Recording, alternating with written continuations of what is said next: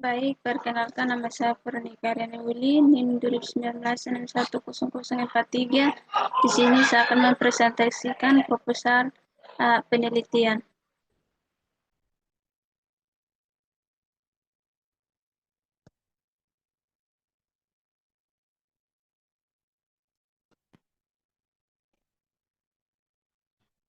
Di sini judul proposal hubungan antara pola makan dengan status gizi pada anak usia prasekolah di wilayah Puskesmas Dinoyo. Di sini bab 1 terdiri dari belakang, perkembangan sebab punya dampak yang sangat nyata terhadap tim masalah kesehatan, masalah kekurangan konsumsi dengan merupakan hal di samping faktor penyebabnya, penduduk yang tidak diinginkan dengan menyediakan pangan yang memandai masalah gizi timbul karena berbagai faktor yang saling memberi kecakupan aspek-aspek ekonomi, sosial, dan budaya. Di sini paragraf kedua, pada usia prasekolah masa rawan terhadap gizi dan kekurangan vitamin pada umur anak sehingga terkena infeksi karena praktek pemberian makanan dan kontak yang lebih luas dari dunia luar. Standar stres emosional dihubungkan dengan proses penyedihan. Di sini paragraf ketiga, kekurangan gizi pada anak usia prasekolah akan menyebabkan anak menjadi lemah, cepat lelah, dan kesakitan sehingga anak akan lebih sering berada dalam rumah. Di sini berdasarkan WHO secara nasional terdapat bahwa nasional prevalensi berat berkurang pada tahun 2010 ada 17,9% yang terdiri dari 4,9% gizi buruk dan 13,0 gizi kurang jika dibandingkan dengan angka referensi nasional timbul 2017 18,4%. Sudah terlihat ada penurunan terutama terjadi pada referensi gizi buruk yaitu dari 5,4% tahun 2017 menjadi 4,9% pada tahun 2010 atau turun sebesar 4,5%, sedang referensi gizi kurang masih tetap 13,0% bila dibandingkan tercapai sasaran MDG tahun 2015 yaitu 15,5%, maka referensi berkurang secara nasional diturunkan minimal sebesar 0,4%. Di sini ada rumusan masalah berdasarkan penjelasan dari latar belakang di atas. Pembatasan lingkup permasalahan dalam penelitian ini dirumuskan yaitu apakah hubungan antara pola makan dan status gizi anak usia prasekolah. Di sini ada tujuan peneliti. Yang pertama, tujuan untuk mengetahui hubungan antara pola makan dengan status gizi anak usia prasekolah. Yang kedua, tujuan khusus diketahui gambaran tentang pola makan pra anak sekolah. Di sini ada manfaat peneliti dengan telah dilihat peneliti hubungan pola makan dengan status gizi pada anak usia prasekolah. Hasil peneliti diharapkan bermanfaat. Institusi pendidikan perawatan meningkatkan pengetahuan terhadap penahanan institusi pendidikan tentang hubungan antara pola makan dengan status gizi pada usia prasekolah bagi klien agar dapat menggunakan hasil penelitian sebagai bahan dalam menambahkan khas ilmu pengetahuan khusus pendidikan dan pengetahuan tentang status gizi. Di sini ada bab 2 tinjauan pustaka tinjauan tentang status gizi.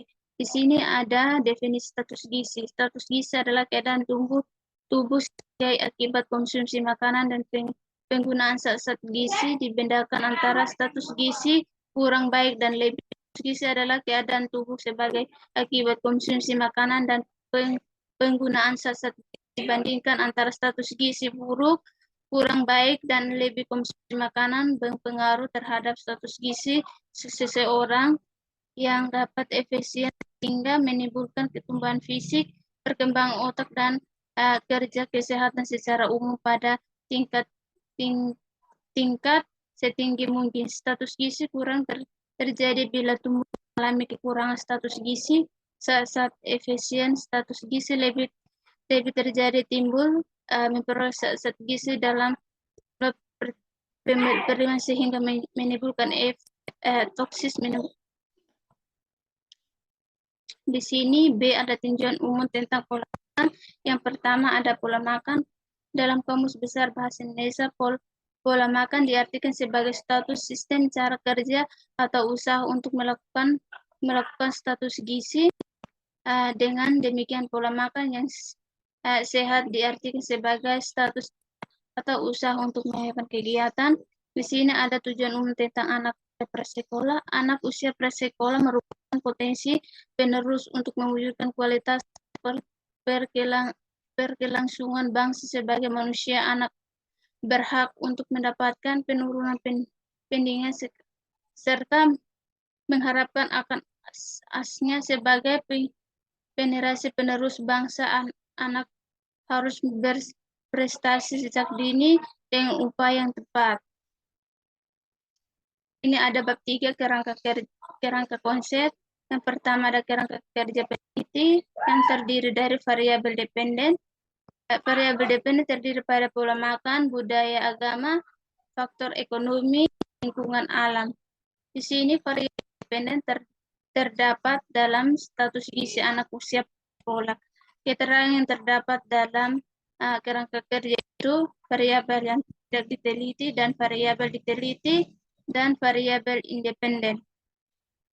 Di sini hipotesis peneliti berdasarkan pada kerangka kerja peneliti gizi, maka sebagian jawaban sementara dari masalah peneliti dirumuskan hipotesis sebagai berikut. Di sini ada definisi operasional. Yang pertama, pola makan konsumsi. Pola makan menjadi konsumsi usia prasekolah anak, jenis serta frekuensi makan yang dikonsumsi anak prasekolah, jenis bahan makanan diklarifikasikan dalam makanan pokok, lauk pauk, hewani, lauk nabati dan sayur-sayuran, buah-buahan, susu, minyak, dan lain-lain. Frekuensi konsumsi terlihat dari harian, mingguan, bulanan, tahunan, dan pernah untuk menilai protein. Di sini ada kerangka kerja peneliti dilaksanakan dengan urutan sebagai berikut. Ada menemukan populasi peneliti, menemukan jumlah sampel, menemukan seleksi sampel berdasarkan kriteria infeksi, dan mengeluarkan sampel peneliti jika terdapat infeksi. Di sini melakukan peneliti sebagai observasi berdasarkan data sekunder dari puskesmas. Yang terakhir ada melakukan pengolahan data seleksi menghasilkan secara efisien. Menyajikan hasil peneliti, membuat kesimpulan hasil peneliti. Di sini ada bab 4 metode penelitian yang terdiri kerangka kerja peneliti berdasarkan permasalahan dan tujuan yang hak dicapai, maka jenis peneliti ini adalah diklasifikasi referensi suatu alat statistik yang dapat digunakan untuk memberikan hasil penggunaan dua variabel yang berbeda agar dapat menemukan tingkat hubungan variabel. Pencarian peneliti menggunakan metode mendekatan close. Di sini ada lokasi peneliti dilakukan di wilayah puskesmas Dunoyo, dilaksanakan 1 minggu. Baik, sekian dari presentasi dari proposal peneliti. Mohon maaf jika ada kekurangan. Sekian dan terima kasih.